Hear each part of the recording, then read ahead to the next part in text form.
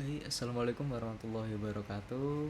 Perkenalkan saya M. Af Nuruddin, mahasiswa dengan NIM A11 2022 13964. Perkenalkan di sini saya akan menyampaikan responsi bimbingan karir presentasi mengenai coding, mana pada saat ini saya akan mengerjakan studi kasus Pima Indians Diabetes Database.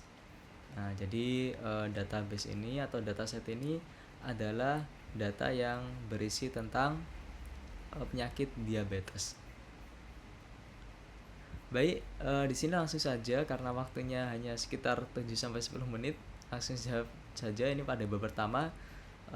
Ini mengenai pengumpulan dataset. Nah, di sini kami mengunduh beberapa library. Di sini ada Pandas, NumPy dan sebagainya. Untuk visualisasi kami menggunakan Matplotlib dan Seaborn. Kemudian untuk model kami menggunakan beberapa model, ada logistic regression, ada KNN, di sini ada naive Bayes, ada decision tree, ada juga terakhir random forest.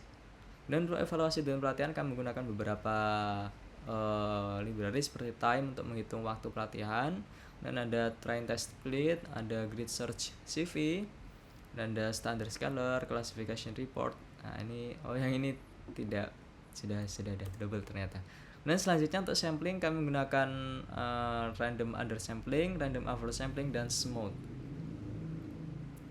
Dan selanjutnya memasuki pada bagian load dataset. Nah, di sini karena datasetnya sudah kami unduh, langsung saja di sini kami menampilkan 5 data awal. Di sini kita bisa cek ada prognosis, ada glucose, ada blood pressure, ada skin thickness, ada insulin, ada BMI, diabetes, pedigree function, ada age, dan ada outcome. Yang mana 1, 2, 3, 4, 5, 6, 7, 8 ini adalah untuk X-nya, sementara untuk Y-nya atau targetnya itu adalah outcome-nya, seperti itu. Kemudian selanjutnya langsung ke bagian menelaah data di bab 2. Di sini kita bisa cek bahwasanya ada 9 kolom di sini. Jadi ada 9 fitur dan ada 768 baris. Dan selanjutnya kita bisa cek pada struktur dataset. Bisa kita cek bahwasanya data ini tidak memiliki data yang nol dan semua tipe datanya adalah angka. Di sini ada integer, ada yang float. Di sini outcome dia adalah targetnya, seperti itu. Dan selanjutnya pada statistik deskriptif, di sini bisa kita lihat bahwasanya jumlahnya sama 768, berarti tidak ada data yang hilang atau yang nol. Sementara untuk rata-ratanya di sini bisa kita lihat untuk rata-rata kehamilan ada di 3,8, glukosa ada di 120, tekanan darah di 69. Kemudian sampai di akhir ada di age juga, ini rata-ratanya 33 tahun. Namun yang kita perlu pahami bahwasanya di sini standar deviasinya ternyata ada yang cukup besar, dari 115. Nah, ini berarti mengindikasikan adanya outlier seperti itu. Kemudian kita bisa cek juga di sini ternyata nilai minimumnya sama-sama ada 0 di sini, teman-teman. Padahal aslinya tidak mungkin di sini nilainya 0 seperti itu. Di sini misalkan untuk glukosa nilainya 0. Tekanan darah 0. Kalau tekanan darahnya 0 kan berarti sudah mati ya. Kemudian ada insulin juga 0. Kemudian ada BMI juga 0. Ini tidak relevan seperti itu.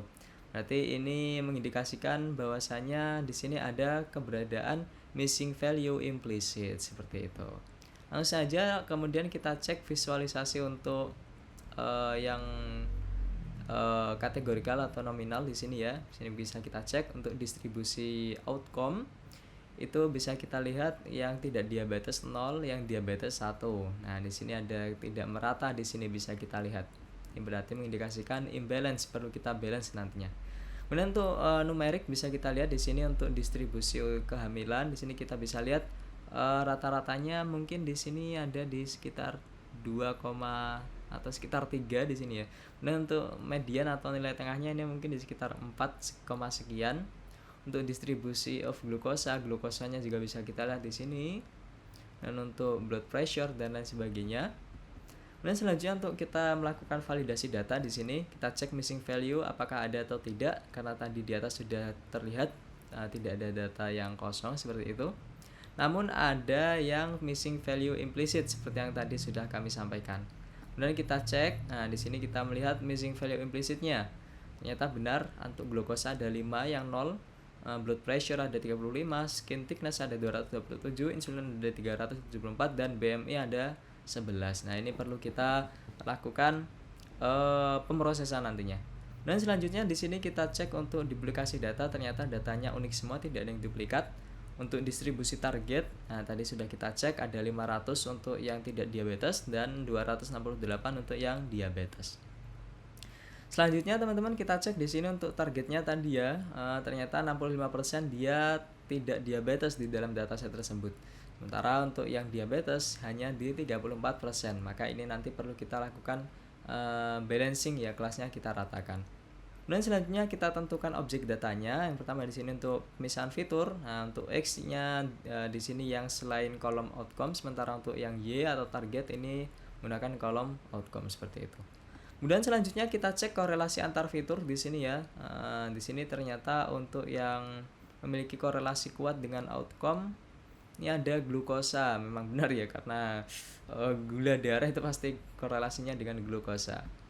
Nah, kemudian di sini ada BMI juga, ternyata berat badan itu ternyata mempengaruhi seperti itu. Dan untuk age atau usia juga ternyata punya pengaruh. Dan untuk kehamilan juga ternyata punya pengaruh. Nah, di sini kita juga cek besarnya nilai korelasi antar fitur. Jadi di antara fitur-fitur ini, nah kita bisa cek. Untuk yang memiliki korelasi terkuat ternyata antara kehamilan dengan usia. Jadi ketika usianya semakin besar, usianya semakin tinggi, itu kehamilannya lebih banyak. Dan selanjutnya yang kedua itu glukosa dan outcome ya, jelas ya, karena glukosa itu adalah kadar gula darah, dan outcome ini diabetes, berarti sudah pasti punya korelasi. Dan selanjutnya kita bisa cek lagi untuk yang outcome ini BMI ya, tadi proporsi badan, nah juga punya korelasi yang kuat dengan outcome. Kemudian selanjutnya kita cek untuk data yang outlier. Di sini kita cek, bisa kita lihat ada data yang kecil sekali ya, yang 0 tadi ini pasti. Nah, ini bulat-bulatnya ini di 0. Kemudian ternyata ada data yang begitu besar. Nih glukosa ini dia insulin itu ada yang sampai tembus di atas 800. Sangat tinggi sekali gula darahnya. Nah, dari proses EDA atau exploratory data analysis, ada beberapa yang bisa kita dapatkan. Ternyata di sini datasetnya tidak seimbang. Nah, makanya kita perlu seimbangkan dengan beberapa teknik nantinya seperti undersampling, oversampling, dan smooth seperti itu. Dan selanjutnya ternyata glukosa memiliki hubungan dengan variabel target itu sangat kuat sekali ya, antara glukosa dengan outcome. Kemudian diikuti oleh fitur BMI, age, dan pregnancies, kehamilan. Selanjutnya yang ketiga adanya missing value implicit, yang tadi ada yang 0, harusnya tidak 0, tidak boleh 0, malah punya 0. Nah, itu nanti perlu kita lakukan pemrosesan. Nah, yang keempat, karena ada beberapa tadi yang data sifatnya numerik, kita perlu lakukan yang namanya standarisasi supaya nomor atau angka-angka yang besar itu tidak mempengaruhi performa model. Nah, apalagi yang modelnya dia tidak robust terhadap data-data yang sifatnya besar seperti KNN. Nah, kemudian selanjutnya berdasarkan insight tadi, di sini kita akan menerapkan 5 algoritma machine learning. Yang pertama logistic regression, karena ini sederhana dan mudah diimplementasikan. Dan selanjutnya ada KNN, kemudian Danah bias, decision tree, dan terakhir random forest. Lalu selanjutnya kita memasuki pembersihan dataset. Nah, di sini kita bisa cek untuk yang 0 tadi, nilai yang tidak boleh 0 ya, tadi kita ubah menjadi none. Kita awal, nah ini ada blood pressure, glucose, skin thickness, insulin, BMI. Nah, ini kita ubah jadi none. Dan selanjutnya kita melakukan imputasi ya, kita isi dengan menggunakan median atau nilai tengah. Nah, kenapa kok median? Karena median dia lebih robust seperti itu dibandingkan dengan menggunakan mean atau nilai rata-rata. Nah, min. Nah, di sini sudah 0 semuanya, berarti sudah bagus, sudah selesai. Nah, ini di sini hasil dari pengolahan yang kita lakukan, bisa kita cek nilai minimumnya sudah bagus di sini. Kemudian selanjutnya untuk bagian data outlier, nah ini kita akan lakukan pemrosesan juga di sini. Di sini bisa kita cek ada beberapa kolom numerik ya, semua yang ada di X ya, data latihnya di X itu dia numerik semuanya kebetulan. Nah, ini kita melakukan namanya IQR, menggunakan kuartal kalau tidak salah. Nah, ini kita bisa cek outlier di sini ya, ternyata ada beberapa nih. Blood pressure outliernya ada 45. Kemudian disusul insulin 34, diabetes, pedigree function ada 29 dan BMI 19. Sampai terakhir skin thickness ini ada 1. Nah, ini bisa kita cek rata-ratanya data di sini, ternyata ada 4 yang outlier di atas. Nah, glukosa rata-ratanya di sini, nah ini ada yang 0. Blood pressure rata-ratanya di sini 45. Skin thickness rata-ratanya di sini ada yang sampai 100. Nah, ini bisa penjelasannya sama seperti tadi. Kemudian kita lakukan di sini yang namanya melakukan capping outlier. Nah, jadi kita outliernya kita handle seperti itu. Dan setelah kita tangani outliernya, di sini bisa kita cek sudah 0 ya, ini tidak ada outlier. Blood pressure ternyata masih ada outlier sedikit ya, di sini ada 14. Skin thickness masih ada sedikit outlier. Nah, ini terdeteksi outlier di 87 dan insulin ada di 346. Nah, ini tapi ya sudah tidak apa-apa, tidak perlu kita lakukan pemrosesan lagi, tidak perlu kita hapus. Dan selanjutnya di sini kita bisa cek distribusinya sebelum dan setelah melakukan handling pada outlier. Nah, di sini untuk pregnancies, nah ini sudah lebih baik ya. Dan untuk glukosa ini juga sudah lebih baik. Dan untuk blood pressure nih juga sudah lebih baik juga ini. Sampai selesai di edge juga sama, sudah lebih baik.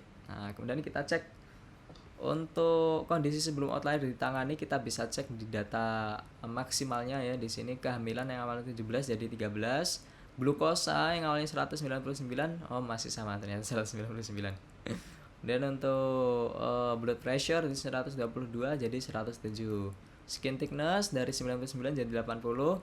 Insulin dari 800. Nah, ini diabetes akut. Ini di sini jadi 318 maaf. Dan selanjutnya untuk BMI yang awalnya 67 jadi 50. Dan sampai seterusnya sampai selesai. Edge di sini maksimalnya 81, dia jadi 66. Dan selanjutnya untuk mengkonstruksi data, di sini kita pisahkan ya, untuk yang X dan Y-nya kita pisahkan. Kemudian kita pisahkan juga di sini kita split ya, untuk data training ada di 80%, testingnya ada di 20%. Jadi untuk data trainingnya di sini ada 614, sementara untuk data testingnya ada di 154. Lanjut kita lakukan scaling juga teman-teman, supaya apa? Supaya nilai-nilai yang terlalu besar, yang sangat besar tadi tidak mempengaruhi performa model. Nah, terutama untuk model-model seperti KNN, nah itu perlu dilakukan scaling. Lanjut di sini kita definisikan juga data scale dan data non scale. Kemudian kita cek distribusinya. Ternyata untuk yang outcome itu distribusinya 65% di data training ya. Untuk yang tidak diabetes di 65%, yang diabetes di 34%. Sama juga untuk data testing juga proporsinya masih sama. Kemudian selanjutnya kita tentukan label datanya di sini ya. Nah, ini outcome untuk validasi labelnya kita bisa cek untuk outcome 0. Nah, tidak diabetes nih 500, diabetes 268. Nah, tadi proporsinya sudah kita cek juga. Kemudian kita lihat distribusi labelnya ya, tadi ya masih sama 500 dan 268. Kemudian selanjutnya kita membangun modelnya. Nah, di sini kita membuat fungsi untuk evaluasi model ya. Di sini ada classification report dan confusion matrixnya nanti. Nah, di sini kita lakukan training model menggunakan baseline ya. Jadi baseline itu masih bentuk awalnya, tidak ada perlakuan khusus tuning apa-apa. Nah, di sini ada logistic regression, kemudian ada KNN, naive Bayes, decision tree, random forest. Kemudian di sini untuk baseline-nya ya kita definisikan di sini. Baru setelahnya kita latih. Nah, setelah kita latih bisa kita dapatkan bahwasanya yang recall diabetesnya ya, karena kita mau mencari kelas diabetes berarti yang harus dicari recall diabetesnya.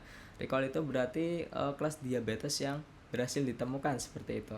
Jadi diabetes yang berhasil ditemukan di sini ternyata naive Bayes. Nah, dia berhasil menemukan sebanyak 62% diabetes. Nah, ini kita bisa cek di confusion matrixnya nih teman-teman. Ternyata dari untuk yang LR nih, logistic regression dari berapa ini berarti ya? Coba kita cek dulu. Dari 54. Nah, dari 54 data 26 berhasil dideteksi diabetes, yang 28 aslinya diabetes malah dideteksi tidak diabetes.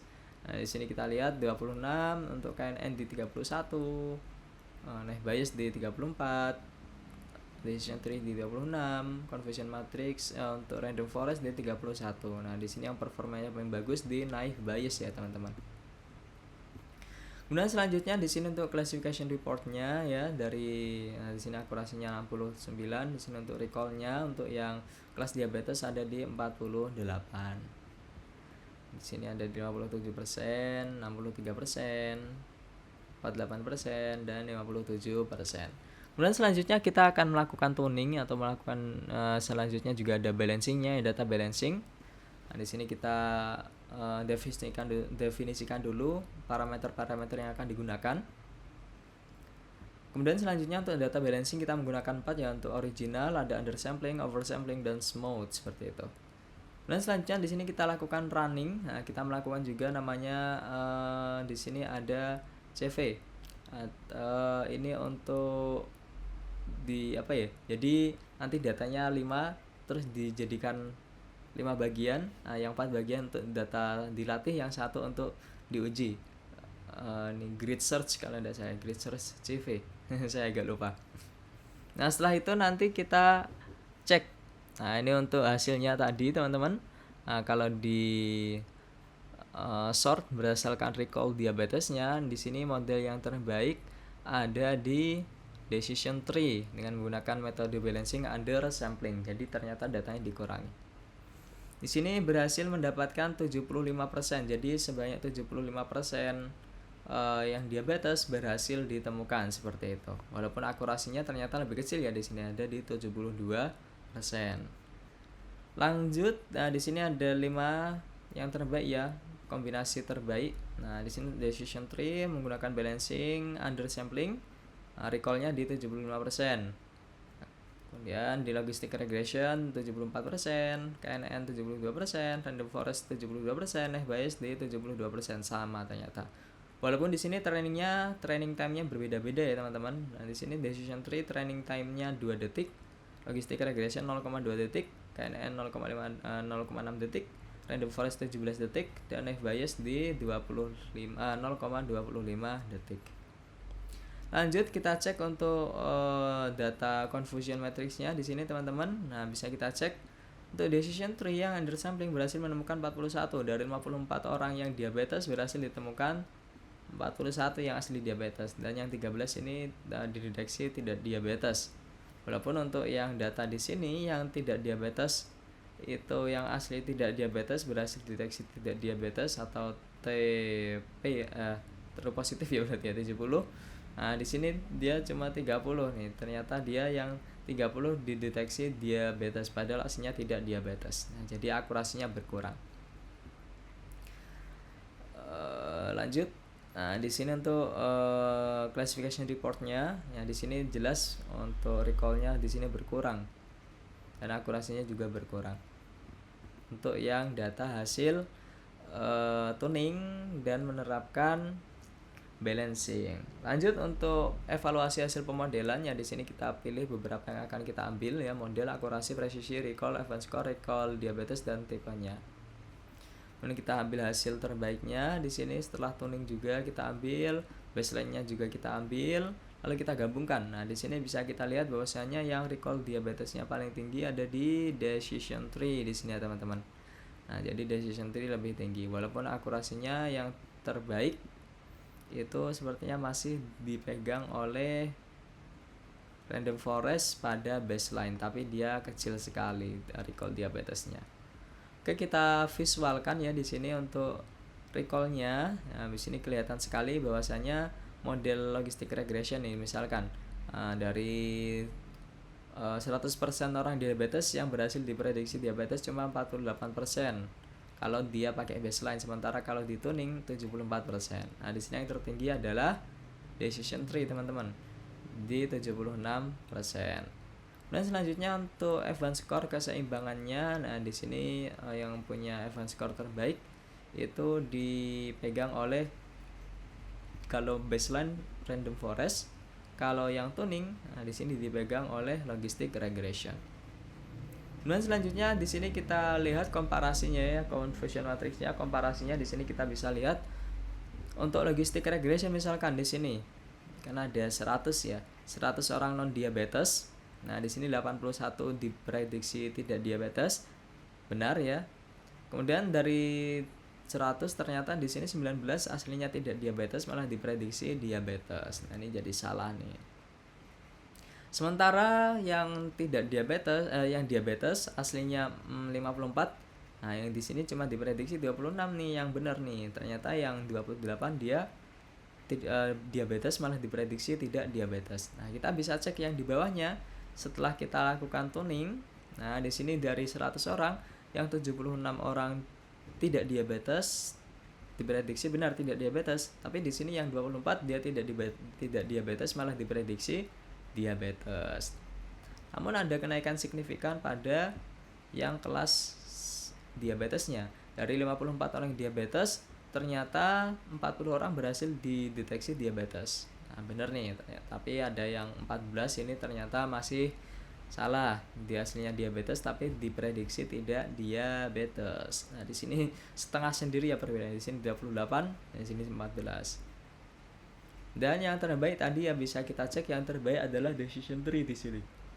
Untuk decision tree dari 100 orang yang sakit diabetes yang tidak diabetes, dia 70 benar, 70 diprediksi tidak diabetes, sementara yang 30 nih tidak diabetes malah diprediksi diabetes. Nah, di sini juga nih yang di sini dari 54 orang yang diabetes, 41 berhasil diprediksi diabetes, sementara yang 13 tidak diabetes.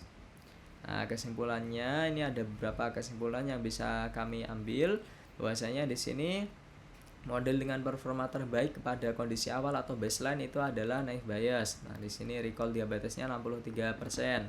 Kenapa kok recall diabetesnya yang diambil? Karena kita mau mencari diabetes. Nah, jadi dalam melakukan training itu tidak serta-merta akurasinya aja yang kita cek, tapi juga recallnya di sini ya, terutama recall kelas targetnya. Yang mana di sini target kita mencari diabetes, berarti kita harus mempertimbangkan recall diabetesnya.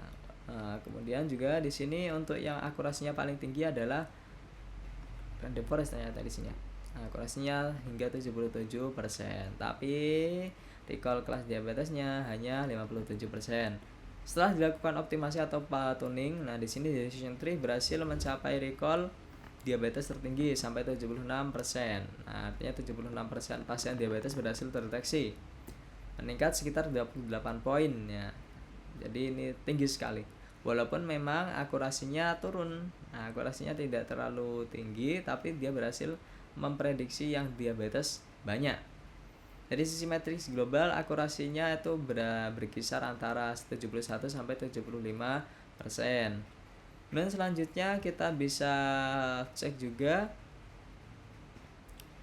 di sini implikasi dari hasil kualitas model, terciptanya model yang lebih adil terhadap distribusi kelas dan lebih sesuai dengan tujuan klinis. Nah, di sini bahwasanya kita targetnya karena mencari kelas diabetesnya ya. Jadi kita jangan terdistract dengan yang non diabetes.